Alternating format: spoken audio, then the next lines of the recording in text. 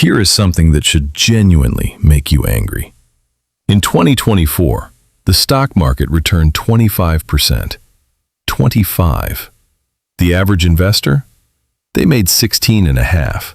Not because of a bad economy, not because of bad luck.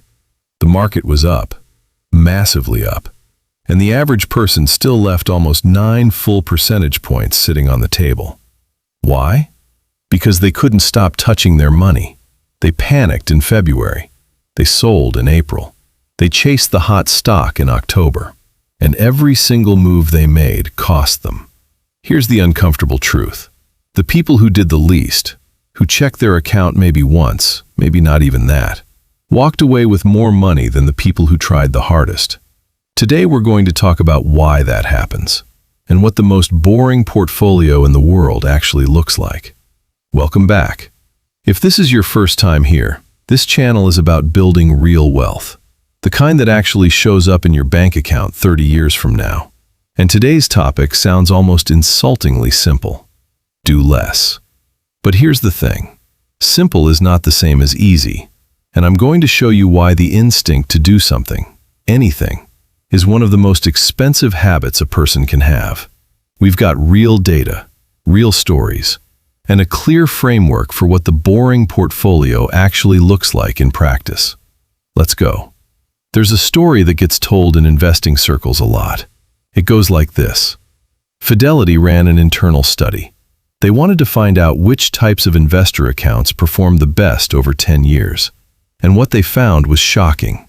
The best performing accounts? They belonged to people who were dead, or people who had completely forgotten they even had an account. Now, to be fair, researchers have tried to track down the exact study. It's hard to pin down the original source. But here's the thing. The investment firm Ritholtz Wealth Management talked about it on Bloomberg Radio. A senior employee at Fidelity confirmed a version of it. And the conclusion, whether you believe the exact story or not, lines up perfectly with decades of hard data. The people who do nothing win. Barry Ritholtz, who runs one of the most respected wealth management firms in the United States, said he saw the same thing play out with families fighting over inherited assets. Because of legal battles, some accounts couldn't be touched for 10 or 20 years. No buying, no selling. And those families later realized that period of forced inactivity was when their portfolios performed the best. Think about that. A court battle accidentally turned people into great investors. Okay, let's talk numbers. Real ones. Dalbar is a research firm. They have been tracking investor behavior since 1985. Every year they publish a report comparing what the market returned versus what the average investor actually made. The gap is almost always ugly. But 2024? 2024 was one of the worst ever. The S&P 500 returned 25%. Great year. Everyone should have done well. The average equity investor made 16.5%. That's an 8.5 percentage point gap. The second biggest gap Dalbar has recorded in a decade. And here's what made it even more painful. Investors were pulling money out of stock funds in every single quarter of 2024. Every one. And the biggest outflows happened right before the market surged. They sold before the rally. They missed the gains. Then they probably bought back in after the rally, at higher prices. That is the behavioral death spiral. And it's repeating itself year after year after year. Dalbar ran the 20-year numbers too. Same story. The average investor earned 9.2% annualized. The S&P 500 earned 10.35% over the same period. 1% difference. Sounds small. On a $100,000 starting investment, that difference over 20 years is the gap between having $345,000 and having $717,000. You read that right. The same money, the same time period. But one person did nothing and walked away with $370,000 more. That is what behavior costs you. In 2007, Warren Buffett did something unusual. He made a public bet. He bet $1 million that a simple, boring S&P 500 index fund would outperform a basket of hand-picked hedge funds over 10 years. Not his own picks, not some clever strategy, just the index, sitting there, doing nothing. A hedge fund manager named Ted Seides from Protege Partners accepted. He picked 5 carefully chosen funds run by professionals, people with Wall Street pedigrees, teams of analysts, sophisticated models.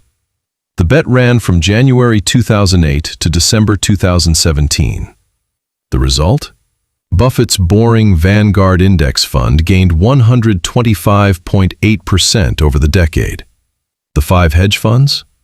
Their gains were 21.7%, 42.3%, 87.7%, 2.8%, and 27%.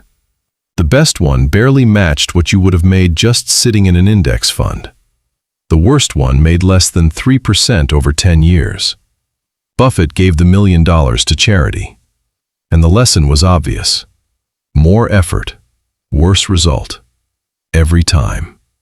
Barber and O'Dean, 2 finance professors who studied 66,000 investor accounts, found the same thing.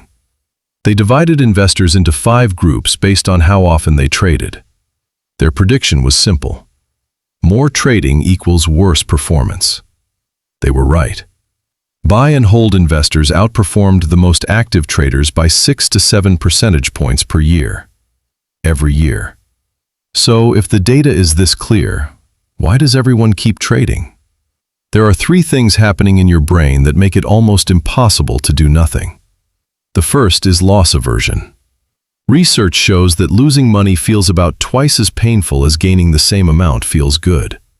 So when your portfolio drops 10%, your brain is screaming. The emotional response is way out of proportion to the actual event. And that scream pushes you to act, to sell, to protect yourself, even when selling is exactly the wrong move. The second is recency bias. Whatever just happened, we assume it's going to keep happening. The market crashed last month? We think it's going to keep crashing. A tech stock has tripled? We think it's going to keep going. We make decisions based on the last 30 days instead of the last 30 years. And the last 30 days almost never tells you what the next 30 years will look like. The third is action bias. We are wired to believe that doing something is better than doing nothing. A goalkeeper in a penalty shootout dives left or right almost every time, even though staying in the center would statistically save more shots. Why do they dive? Because standing still feels like giving up. Investors do the same thing. Checking the account every day, making small adjustments, feels productive. It feels like you're in control. You're not. You're just racking up taxes, fees, and bad timing. All right, here's the part everyone skips to. What do you actually do? It's 3 things. Number 1, own the whole market.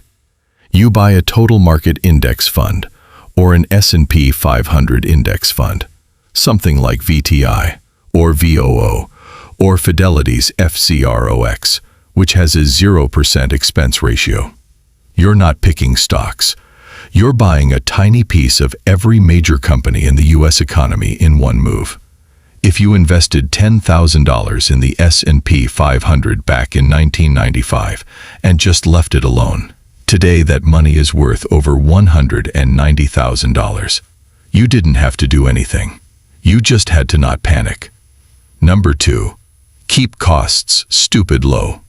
The average actively managed fund charges around 1% per year in fees. Some charge more. Over 30 years, that 1% destroys an enormous portion of your returns. Index funds charge between 0 and 0.03%. That's the difference between paying a toll on every single mile you drive versus paying nothing. The math compounds brutally against you if you're paying high fees. Number 3, automate and ignore. Set up automatic contributions. Monthly, bi-weekly, whatever your paycheck allows. You're doing dollar cost averaging without even thinking about it. You buy more when prices are low. You buy a little less when prices are high. Over time, your average cost stays sensible. Then you check it once a year, maybe twice. You rebalance if your stock-to-bond ratio drifts way off course. That's it. That is the whole strategy. It fits in 3 sentences, and it beats 90% of active strategies over any 20-year period you care to look at. Knowing the strategy is easy. Sticking to it is the hard part. So here's what actually works. Unsubscribe from financial news. I'm serious. CNBC, Bloomberg, financial Twitter, all of it. None of it is designed to help you build wealth. It's designed to keep you engaged. And engagement means reacting. Reacting means trading. Trading means losing. Delete your brokerage app from your phone. Keep it on your computer. That extra 30 seconds of friction is genuinely enough to stop most impulsive sells. Set a single annual calendar reminder. Something like, check portfolio, rebalance if needed, close laptop. That's your entire investment management schedule for the year. And remind yourself of the Buffett bet every time you feel the urge to outsmart the market. The smartest money managers on Wall Street, with armies of analysts, with decades of experience, lost to a fund that just sat there and did nothing. You are not smarter than those people. Neither am I. But we can both win by not trying to be. Here is the final thought. In almost every area of life, more effort produces better results. You practice more, you get better. You work harder, you earn more. That logic is wired into all of us. Investing is the one area where that relationship flips. The less you do, the more you make. The more you trust the system, the better the outcome. The more you check, the more you tinker. And the more you tinker, the more you cost yourself. The boring portfolio isn't exciting. You won't have a story to tell at dinner. You won't feel like a genius who timed the bottom perfectly. But 20 years from now, when your account has quietly compounded while everyone else was panicking and chasing and losing sleep, you'll understand why boring was the smartest thing you ever did. Set it, forget it, win. See you in the next one.